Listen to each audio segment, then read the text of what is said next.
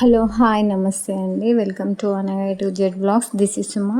మీలో ఎవరైనా first time మన ఛానల్ని చూస్తుంటే please support me and subscribe to my channel. అందరికీ ముందుగా వినాయక చవితి శుభాకాంక్షలు అండి. అందరూ వినాయక చవితి ఎలా చేసుకున్నారో కింద కామెంట్ బాక్స్లో తప్పకుండా తెలియచేయండి. మేమైతే చాలా బాగా చేసుకున్నామండి. మా పిల్లలైతే 2 వినాయకులను తీసుకొని వచ్చారండి, మట్టి వినాయకులను. 2 తేవచ్చో పెట్టరాదో నాకైతే ఐడియా లేదు, కానీ వాళ్ళు చెరొకటి కావాలని 2 వినాయకులను తెచ్చుకున్నాడు. మా పెద్దోడికి అయితే వినాయకుని పండుగ అంటే చాలా ఇంట్రెస్ట్ అండి. వాడు చిన్నప్పటి నుండే పూల కుండీలలో మట్టి ఉంటే వానికి వచ్చిన విధంగా వినాయకుడిని తయారు చేసుకొని అలా వినాయక చవితి రోజు వినాయకుడిని అయితే పెట్టుకునేటోడు. అలా ఇయర్ చేస్తూ వస్తున్నాడు. ఈసారి అయితే స్కూల్లో చేశాడు, కానీ అది తీసుకురావడం మర్చిపోయాడంట. మళ్ళీ బయటకు వెళ్ళి 2 మట్టి వినాయకులను అయితే తీసుకొని వచ్చారు.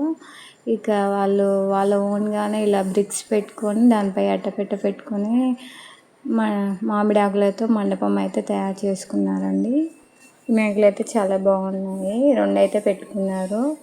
ఇలా దీపం పెట్టుకొని హారతి అయితే చూపించారండి. ఇంట్లో పూజ చేస్తే మాత్రం ఎన్నిసార్లు పిలిచినా వాళ్ళు బొట్టు అయితే పెట్టుకోరు, కానీ ఇలా వినాయకుడి పండుగ అనగానే ఎక్కలేని ఉత్సాహం వచ్చిందండి. మంచిగా పూజ చేసుకొని దీపం తెలియని పనులు కూడా తెలుసుకొని మరి దీపం పెట్టి అగరబత్తి ఇచ్చి ఇలా చేశారు. నాకైతే చాలా బాగా అనిపించిందండి. వాళ్ళ ఓన్గానే అవన్నీ చేసుకున్నారు. నేనైతే ఇంట్లో సింపుల్గానే పూజ చేశాను. వినాయకుడి పండుగకు పిల్లలు పెద్దలు అనే సంబంధం లేకుండా అందరూ చాలా బాగా ఎంజాయ్ చేస్తారు కదా ఈ ఫెస్టివల్ని. అలాగే వినాయకుడిని తీసుకొచ్చేటప్పుడు కానీ తీసుకువెళ్ళేటప్పుడు కానీ కొద్దిగా జాగ్రత్తగా ఉండండి. ఎందుకంటే రీసెంట్గా చాలామంది విద్యుత్ షాక్ వల్ల చనిపోయారు కదా. వినాయకుని తీసుకువెళ్ళేటప్పుడు అయితే చాలా కేర్ఫుల్గా అయితే ఉండండి. అలాగే ఎక్కువ శాతం మట్టి వినాయకులను తీసుకోవడానికి ప్రిఫర్ చేయండి.